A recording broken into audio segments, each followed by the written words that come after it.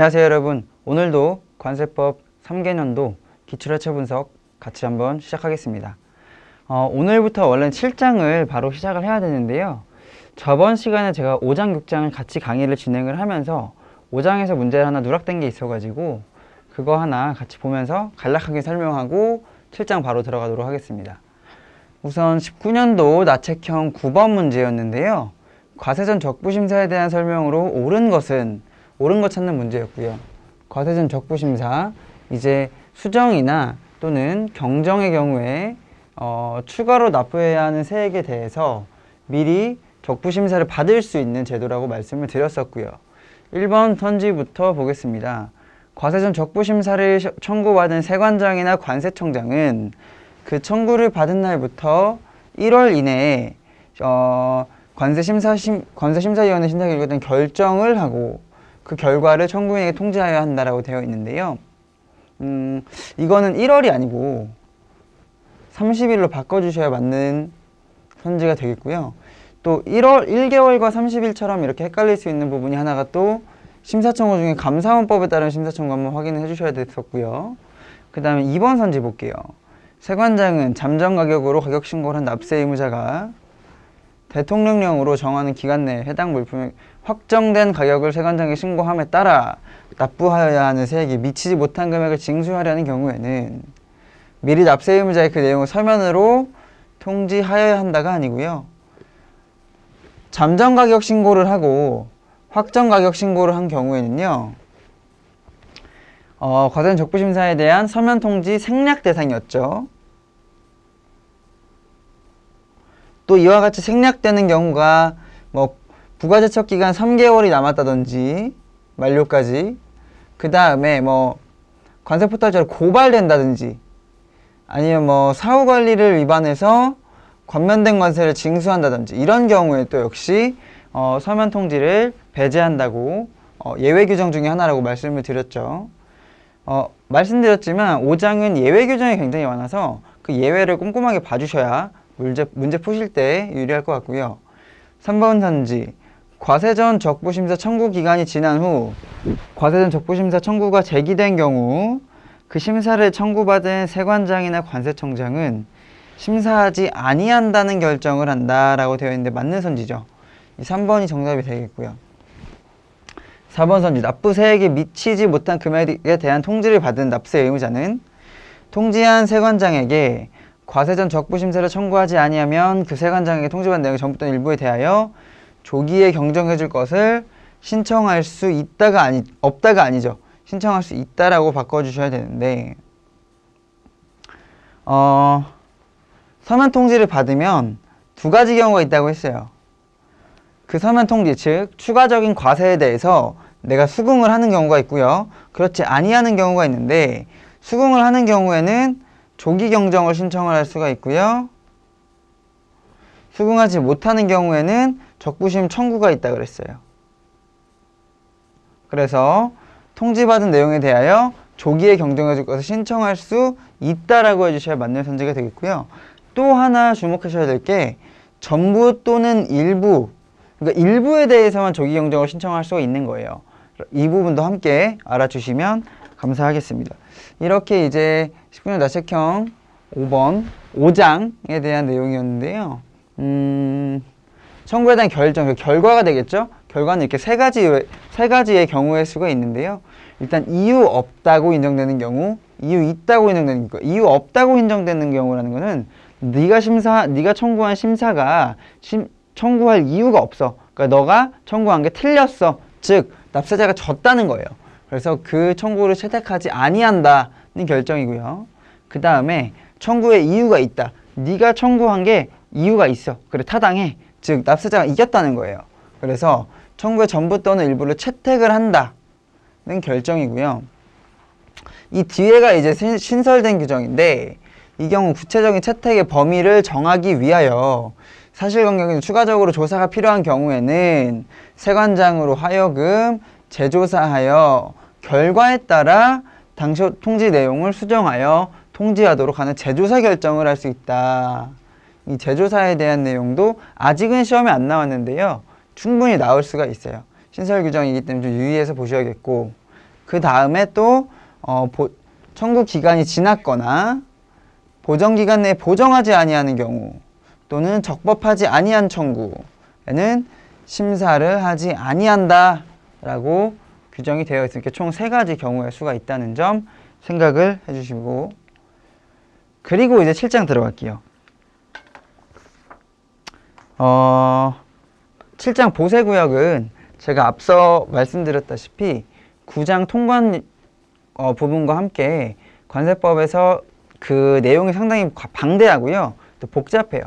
그래서 구조를 항상 잘 잡아주셔야 되고, 비단 7장이나 9장 같은 방대한 분량이 가진 파트를 공부할 때뿐만 아니라 관세법을 공부하실 땐 항상 그 구조도를 머릿속에 생각을 해주시고요.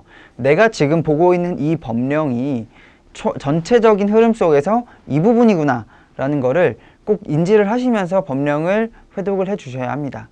처음에는 되게 힘들 수 있어요. 지금 당장 이 눈앞에 읽고 있는 이 법령을 이해하기도 힘든데 이 법령에 대한 전반적인 구조도까지 생각을 하면서 공부하기는 쉬울 수 없겠죠. 쉽지 않겠지만 그렇게 하시는 훈련을 자꾸 하시다 보면은 회독 속도도 굉장히 빨라질 거고요. 또 결과적으로 문제를 푸실 때 더 좋은 결과를 얻으실 수 있을 겁니다. 그렇기 때문에 꼭 구조도를 항상 파악을 해 두시고요. 저 같은 경우에는 공부를 할 때 관세법 과목 같은 경우에는 항상 그 전체 구조도를 앞에 책상에다가 붙여놨었어요. 관세법 공부를 할 때만큼은. 그리고 내가 지금 읽고 있는 이 규정, 이 파트를 읽기 전에 눈으로 한 번 더 확인을 하는 거죠. 구조도를. 이 부분이구나. 내가 이 부분을 보고 있구나 라고 확인을 해주시면 훨씬 더 효율적으로 공부를 하실 수 있을 것 같습니다. 그럼 우리 7장도 마찬가지로 전반적인 구조를 간략하게 한번 잡고 시작을 해보겠습니다. 우선 칠판으로 이동을 해볼게요.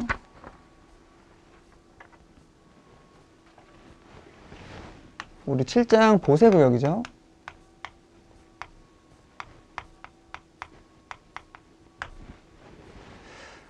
이 보세구역이란 말이 어떤 구역인데 보세를 하는 구역이래요. 보세라는 것은 이 세자가 세금할 때 세예요. 세금. 즉 과세를 이 보자는 유보한다는 뜻이에요. 유보할 때 보자인데 과세를 유보한다. 즉 이 보세구역이라는 것은 과세가 유보된 물품들을 장치하거나 사용할 수 있는 구역을 이야기를 합니다. 원칙적으로 우리 관세법에서는 외국 물품이 우리나라에 반입되거나 또는 사용 소비된 경우, 이런 경우에는 수입 신고를 하고 물품에 대해서 관세를 납부하도록 규정이 되어 있죠. 그런데 특이하게 이 보세구역은 우리나라에 해당이 되지만 반입이 되었죠. 반입이 되었지만 이 과세를 유보한다. 즉 유보된 물품들이 모여있는 곳을 보세구역이라고 생각을 하시면 되겠고요. 필연적으로 저희 관세법 제2조 용어의 정의할 때 말씀을 드렸던 관세선 개념하고 국경선 개념을 다시 한번 간략하게 이야기를 드리겠습니다.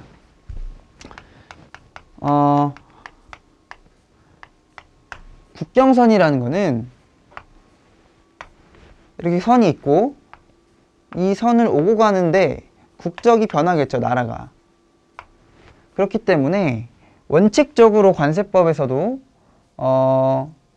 국경선의 개념을 따르게 된다면 우리나라에 반입하는 외국 물품에 대해서 짤없이, 즉 엄격하게 적용을 하면 모든 물품에 대해서 과세를 해야 돼요.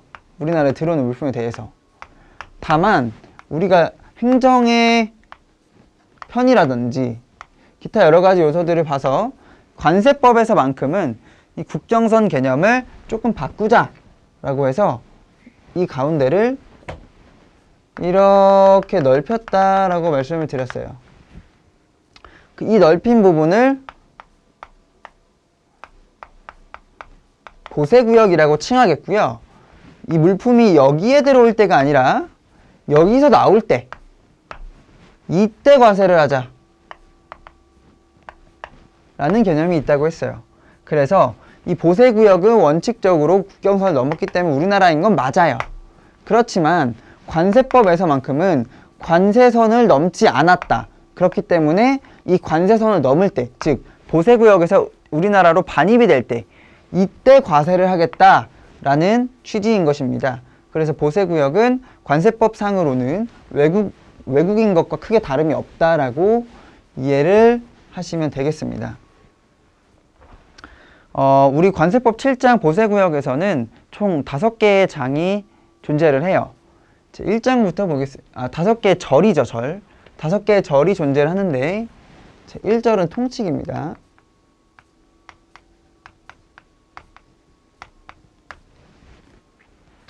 이 통칙은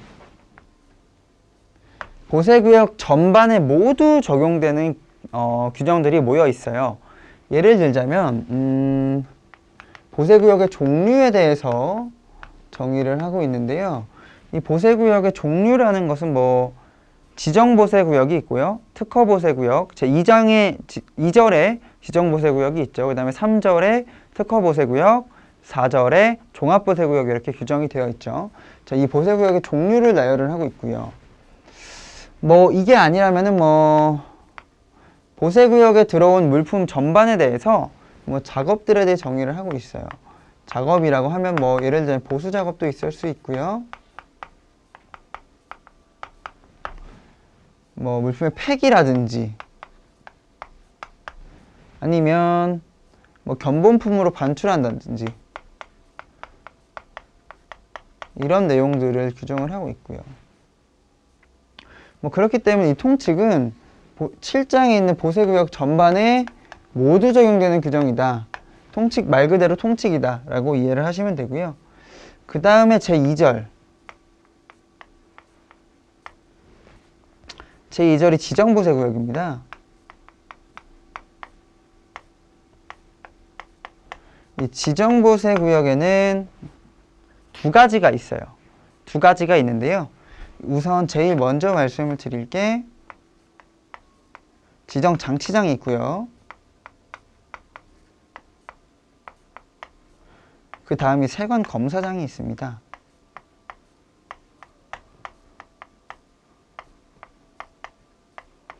지정장치장은 이제 세관장이 지정을 해둔 거예요. 지정해둔 장소에 물품을 장치한다. 장치한다는 것은 쉽게 말해서 보관이라고 생각을 하시면 돼요. 그래서 물건을 보관하는 장소다라고 이해를 하시면 되고요. 세관검사장은 공익 목적으로 세관에서 검사를 하는 장소라고 생각을 하시면 되겠습니다. 또 이거 말고도 뭐 지정장치장 관련된 이슈에서 보세사에 관련된 규정도 함께 정의를 하고 있고요. 그 다음에 3절. 3절은 특허보세구역입니다.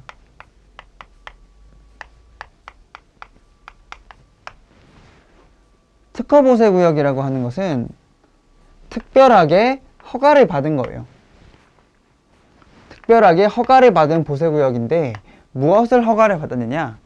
보세구역의 설치 또는 운영에 관한 허가를 받았다. 누가? 사인. 이 사인이라 함은 나라가 아닌 사적인 사람을 사인이라고 하는데요. 공공의 목적을 위한 사람이 아니라 자신의 영리를 추구하는 사람이죠. 이 사인이 보세구역의 운영에 대한 설치 및 운영에 대한 특허를 받은 보세구역, 즉 영리를 추구하는 곳이라고 할 수 있습니다.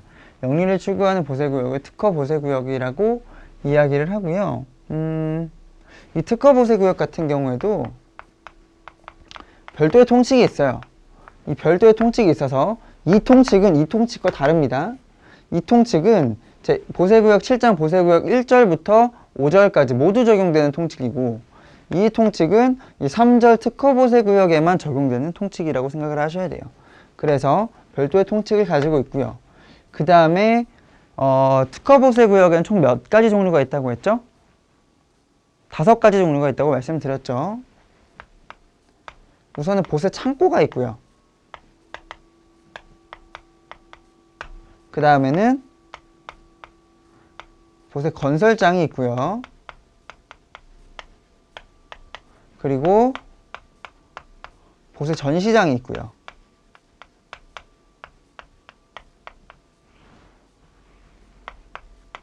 그리고 보세 공장이 있고, 마지막으로는 가장 돈이 많이 되는 보세 판매장이 있죠.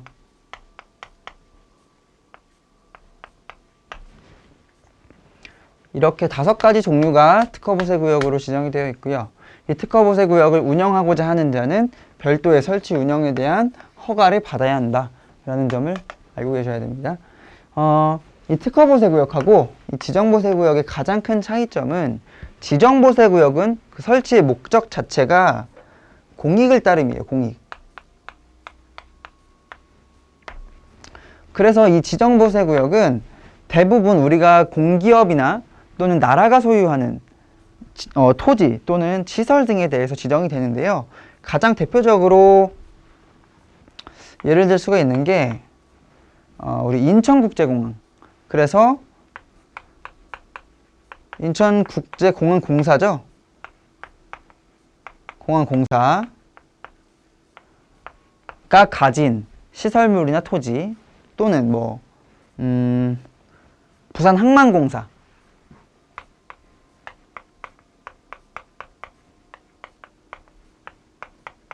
부산항만공사에서 소유하거나 관리하는 토지 또는 시설물 등에 대한 이야기들이 있고, 반면에 이 특허보세구역의 목적은, 설치 목적은 지극히 사익을 추구함이에요. 영리 추구가 목적이 되겠습니다. 영리 추구가 목적이 되겠고, 그렇기 때문에 상업적인 용도로 많이 이용이 되고요. 대표적으로 보세 판매장, 면세점이죠. 우리 흔히 알고 있는 면세점이야 신라, 롯데 이런 대기업들이 많이 도전을 하고 있는 부분들이고, 보세 창고도 항만이라든지 공항 근처에 물건을 보관해두는 장소로 많이 사용이 되고 있죠. 그 다음에 사익 추구와 공익 추구라는 점 생각을 해주시면 되고, 그리고 4절이 이제 종합보세구역이에요.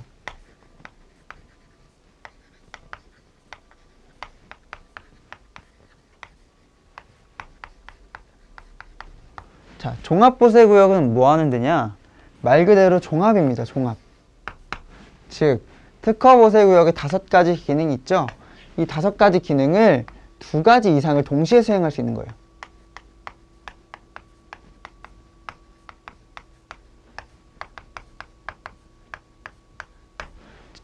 자, 이 3절의 특허보세구역은 예를 들어 내가 보세 창고도 운영을 하고 싶고, 여기는 보세 전시장도 운영을 하고 싶다. 그러면 보세 창고에 대한 특허 따로, 보세 전시장에 대한 특허를 따로, 총 2가지를 받아야 되는 거예요. 그런데 이 종합보세구역에서는, 종합보세구역으로 지정된 장소에서는 이 2가지 장소를 한 번에 운영을 동시에 수행을 할 수 있는 구역을 이야기를 합니다. 그렇기 때문에 조금 더 규제가 완화된 특혜를 제공을 받고 있는 보세구역이라고 생각을 하시면 되겠습니다. 실제로 물품의 반출입 관련된 절차라든지 굉장히 좀 간이하게 특혜를 받고 있고요. 그 다음에 5절 마지막에는 유치예치 아니죠. 5절도 이제 관이 2개죠. 유치 및 예치에 대한 규정이 있고요. 그 다음에 장치기간 결관품 매각 기간 경과물품 매각에 대한 규정이 있어요. 이렇게 있는데, 일단 이 유치 및 예치는 대상이 휴대품을 대상으로 하죠.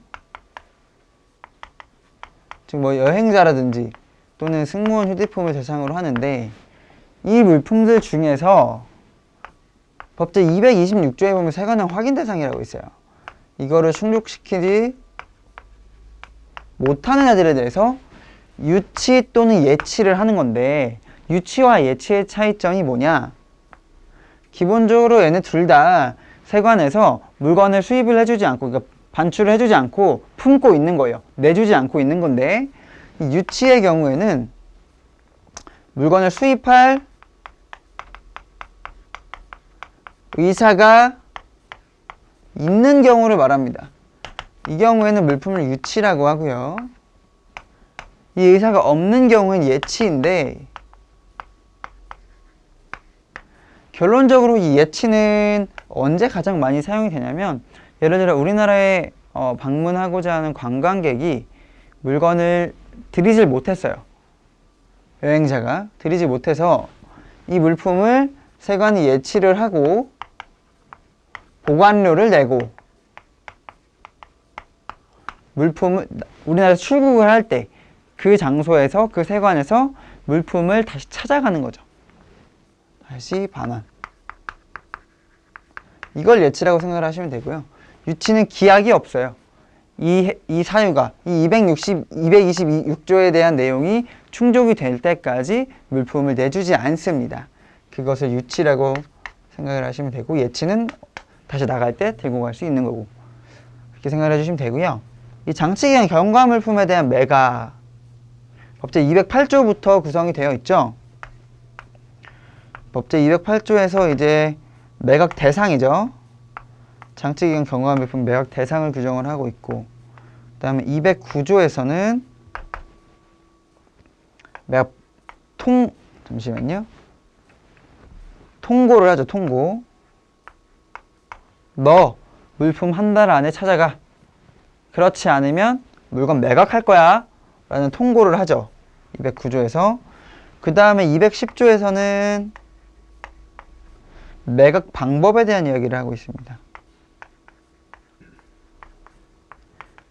매각 방법은 순차적으로 적용이 되죠. 경쟁 입찰부터 그 다음에 뭐 수의 계약이라든지 이런 여러 가지 방법을 순차적으로 적용을 하게 되어 있고요. 그 다음에 이 매각 방법에 따라서 결과가 두 가지가 있을 수 있어요. 매각이 됐다. 매각이 성공이 됐어요. 그 경우에는 211조에서 잔금 처리. 이 잔금이라 함은 예를 들어서 물건이 100만 원에 팔렸어요.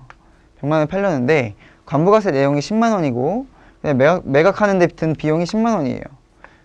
그럼 80만 원이 남죠. 이 비용은 어떻게 할 거예요? 이 비용은 결국엔 돌려줘야죠, 화주한테. 왜냐? 그 물품에 대한 소유권을 나라에서 뺏어온 게 아닙니다.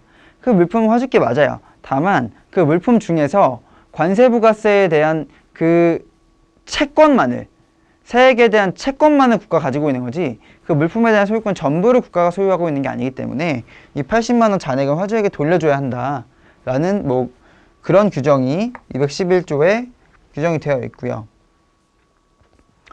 다만 뭐 이 물품에 대해서 화주에게 돌아가기 전에 질권이나 뭐 유치권이 있는 사람들, 질권자, 유치권자라고 하는데, 이런 경우에는 화주에게 들어가기 전에 먼저 이 사람들한테 분배를 하게 되어 있고요. 그리고 매각이 안 된 경우가 있죠. 매각이 안 된 경우에는 이제 국고에 귀속을 시킵니다. 자, 이때는 이 세액에 대한 채권만 나라가 있는다고 했어요. 하지만 이 국고 귀속이 될 때는 이 물품에 대한 권리 전부를 나라가 가지게 됩니다. 그래서 국고 귀속은 조심스러울 수밖에 없는 절차고, 국고 귀속을 시키기 전에는 꼭 반드시 한 번 더 통고를 하도록 법에서 규정이 되어 있습니다. 이렇게 전반적인 규정을 살펴봤고요. 1절 통칙, 2절 지정보세구역, 3절 특허보세구역, 4절 종합보세구역, 5절 유치, 예치 및 장치기간 경과 물품의 매각이라는 큰 틀을 잡고 한번 문제풀이에 들어가 보겠습니다.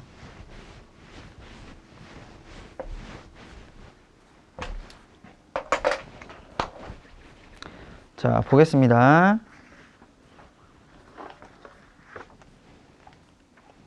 17년도 13번 문제인데요. 관세법 시행령상 관세청장이 종합보세구역으로 지정할 수 있는 대상에 해당하지 않는 것은, 종합보세구역이 나왔네요.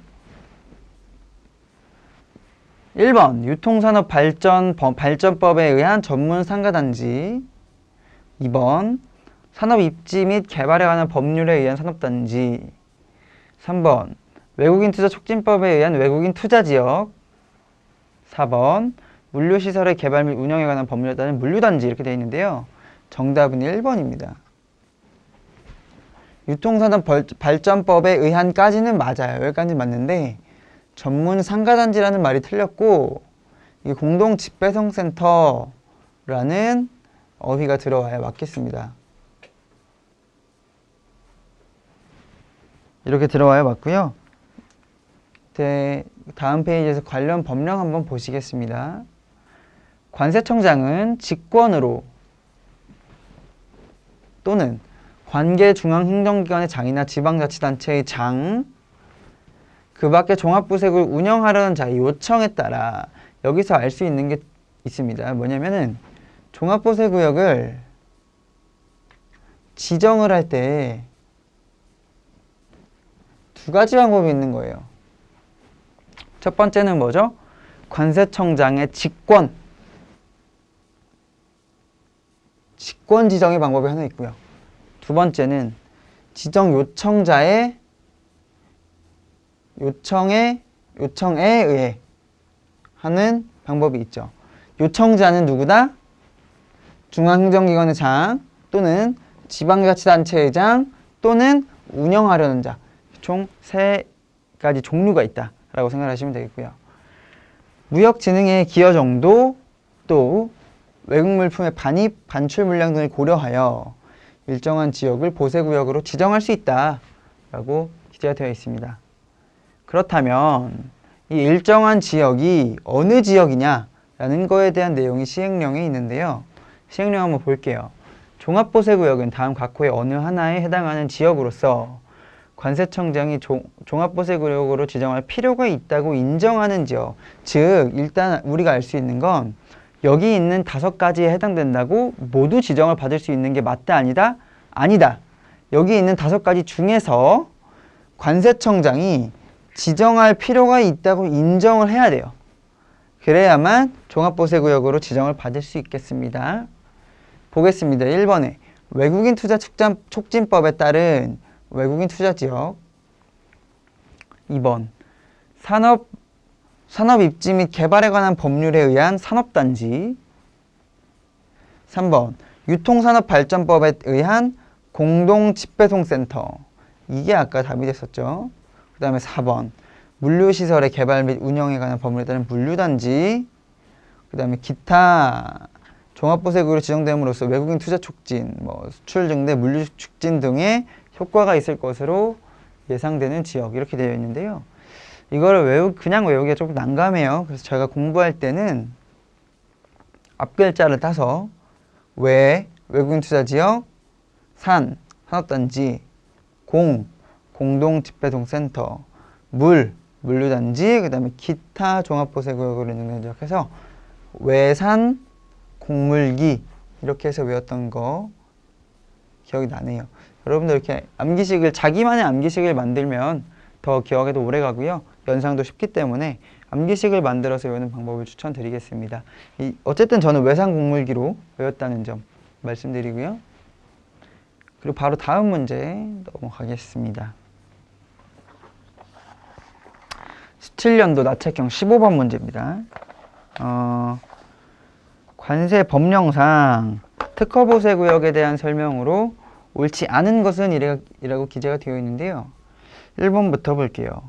관세법을 위반하여 징역형의 실형을 선고받고 그 집행이 끝나거나 면제된 후 2년이 지나지 아니한 자는 특허보세구역을 설치 운영할 수 없다라고 규정이 되어 있는데요.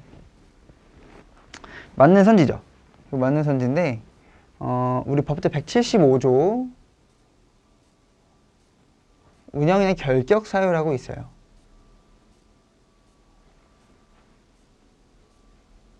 이게 뭐냐면 아까 처음에도 제가 말씀을 드렸지만 특허보세구역의 제7장 3절은 특허보세구역이에요. 그 특허보세구역 3절 안에 별도의 통칙 규정이 있습니다.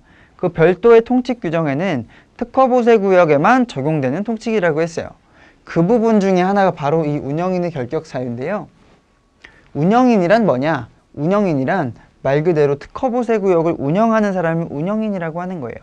그런데 운영인은 특허보세구역을 운영을 하려면 세관장으로부터 허가를 받아야겠죠. 특허보세구역 운영에 관한 그 허가를 받을 때 결격사유, 즉 허가를 받을 수 없는 자라고 이 사람들은 어떤 경우에도 운영인이 될 수가 없어.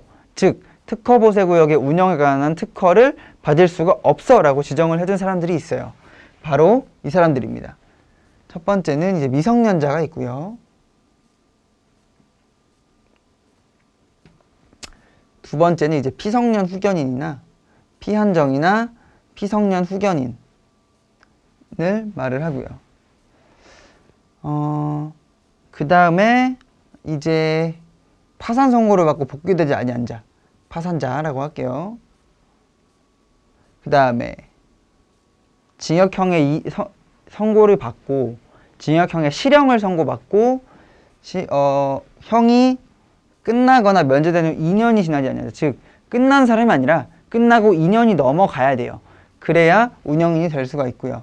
그 다음에 집행유예를 받은 자가 있고, 그 다음에 이제 관세법을 어겨가지고 벌금이나 통고 처분을 받은 자가 있고, 그 다음에 이제 특허보색 운영은 취소되고 2년이 지나지 아니한 자. 이것도 이 벌금이나 통고를 받고 2년이 지나야 돼요. 그 다음에 취소되고 2년이 지나야 되고, 그 다음에 1에서 7에 해당하는 자를 임원으로 두고 있는 자 또는 법인, 이렇게 생각을 하시면 되고요. 그래서 이렇게 8가지에 해당되는 자는 운영인의 결격사유에 해당해서 특허보색을 설치 운영할 수 없다라는 표현이 맞는 선지가 되겠습니다. 그 다음에 2번 선지 들어갈게요. 보세전시장의 특허기간은 10년의 범위 내에서 신청인이 정하는 기간으로 한다. 다만 관세청장은 보세구역의 합리적 운영을 위하여 필요한 경우에는 신청인이 신청한 기간 달리 특허기간 정할 수 있다라고 했는데, 이 뒤에는 맞아요. 이 뒤에는 맞는데 보세전시장의 특허기간은 10년이 아니라 해당 전시회, 박람회 등의 기간을 고려하여 세관장이 정하는 기간으로 하죠. 그렇기 때문에 10년의 범위에서 정한다는 건 틀렸다는 말이 되겠습니다. 그래서 정답은 2번이 되겠고요. 3번 선지 볼게요. 특허보세구역의 운영인은 다른 사람에게 자신의 성명, 상호를 사용하여 특허보세구역 운영하게 해서는 아닌 당연한 이야기 되겠고요. 그 다음에 4번 운영인이 특허보세구역을 운영하지 아니하게 된 경우 특허보세구역의 설치 및 운영에 관한 특허는 그 효력을 상실한다. 그쵸? 효력 상실의 사유가 여러 가지 있었죠.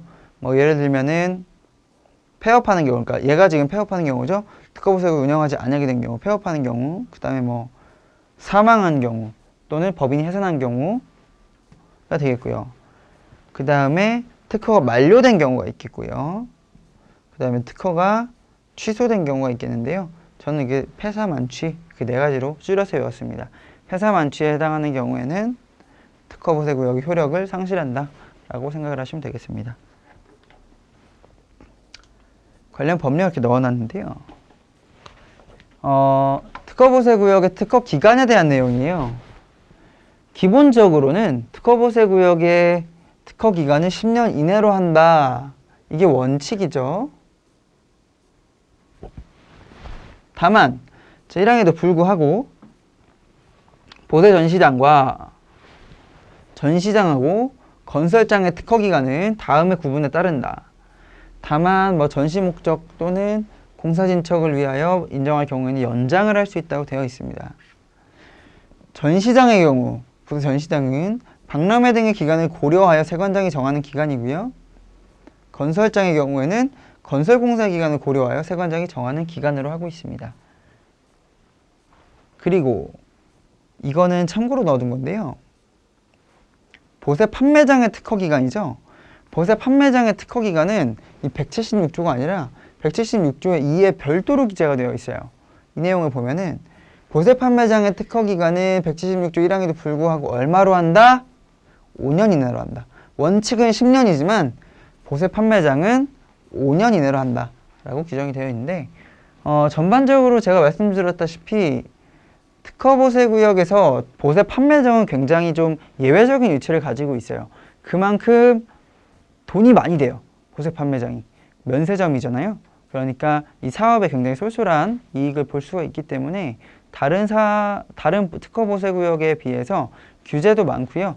어떤 대기업의 뭐라고 해야 될까요? 대기업의 진출을 조금 제한을 많이 두고 있습니다. 그래서 중소중견 기업에 대한 진출을 많이 장려를 하고 있는 규정들이 많이 있죠. 다시 돌아와서 우리 특허보세구역에 총 몇 가지 종류가 있다고 그랬죠? 5가지가 있다고 그랬어요. 창고가 있고요. 공장이 있고요. 전시장이 있고요. 그 다음에 건설장이 있고요. 이게 안 맞네. 판매장이 있습니다. 여기 5가지가 있는데 구역의 특허기간은 10년으로 한다라고 규정을 하고 있어요. 원칙적으로. 다만 전시장과 건설장은 박람회나 건설 공사를 고려하여 세관장이 정하는 기간으로 한다고 되어 있죠.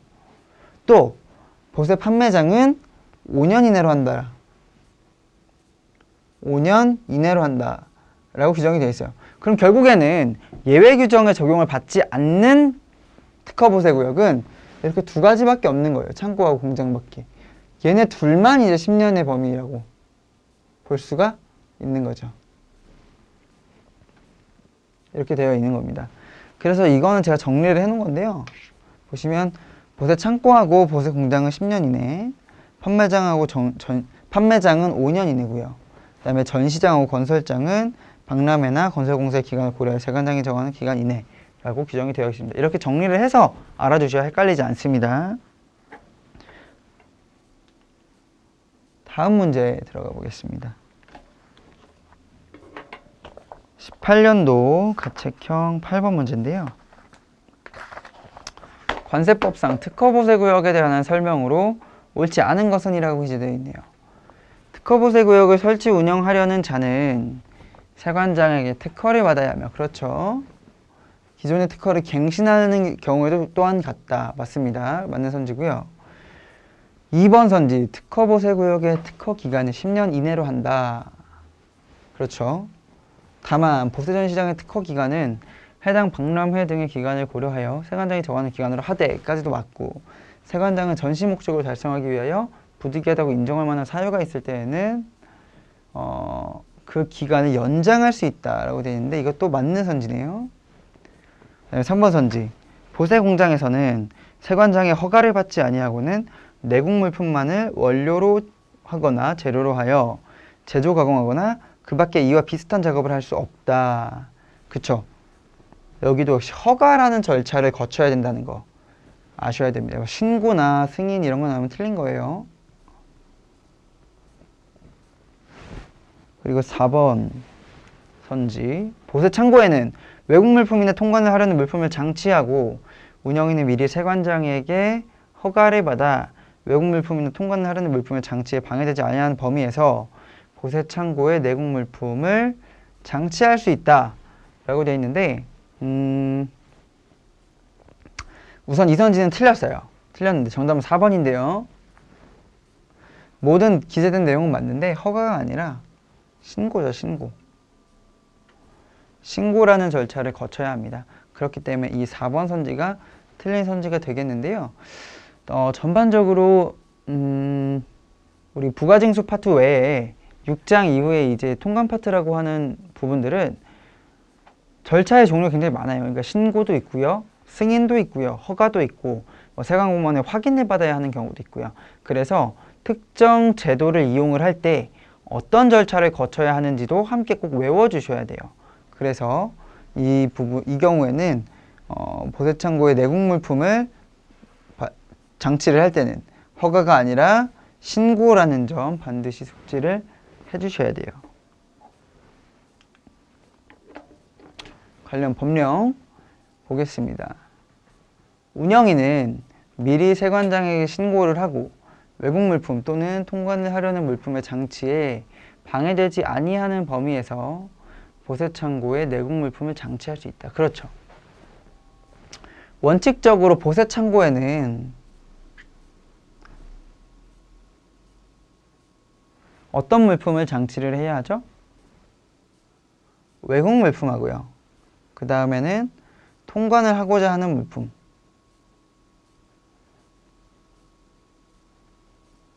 그런데 원칙적으로는 이렇게 두 가지를 대상으로 장치를 해야 하지만 예를 들어서 이 보세창고가 장사가 너무 안 되는 거예요. 장사가 너무 안 되는데 그 내국 물품에 대한 장치의 수요는 있네요. 그런 경우 이 사람 밥줄을 끊을 수는 없잖아요. 그러니까 그래 너 내국 물품 장치할 수 있어 해도 되는데 나한테 신고만 해. 네가 내국 물품 장치한다는 거 나한테 얘기만 해줘. 그러면 너 내국 물품 장치해도 돼. 라는 규정이 이 규정인데 이 앞의 규정은 이해하기가 쉬워요. 문제가 이 뒤에 단서 규정을 우리가 이해를 해야 되는데 다만 동일한 보세창고에 장치되어 있는 동안 수입신고가 수리된 물품은 신고 없이 계속하여 장치할 수 있다라고 규정이 되어 있네요. 이게 어떤 건지 한번 볼게요. 우리가 아까 제가 관세선 얘기를 하면서 여기가 보세창고라고 얘기를 해봅시다. 여기가 보세창고인데 보통 우리가 외국 물품이 보세창고에 들어오고 나서 수입신고를 한다고 했죠. 그리고 수입신고가 수리가 되면 얘가 반출이 된다라고 말씀을 드렸어요. 그런데 이 물품의 이 화물의 이 법적인 이 보세창고가 수입신고 수립되고 반출이 된다. 이 내용이 아니라 이 화물의 국적을 상태로 한번 살펴볼게요. 일단 보세창고에 물품이 들어올 때는 외국 물품 상태죠. 그리고 물품의 수입신고를 했어요. 이때는 어떻죠? 이때도 역시 외국 물품이에요. 수입신고가 아니라 수입신고가 수리가 됐어요. 이때는 어떻게 되죠? 이때는 내국 물품입니다. 그렇다면 이 개념을 갖고 다시 한번 들어와 볼게요. 보세창고에 물품이 반입이 됐어요. 그때는 외국 물품이겠죠? 외국 물품일 때는 외국 물품을 장치를 할 때는 신고를 해도 돼요? 안 돼요? 신고를 할 필요가 없어요. 그렇기 때문에 처음에 외국 물품이 들어올 때 신고를 안 하는 게 맞죠? 세관장에게. 다만 이 물품이 보세창고에 반입이 되고 나서 수입신고라고 수입신고가 수리되면은 내국 물품이 되겠죠.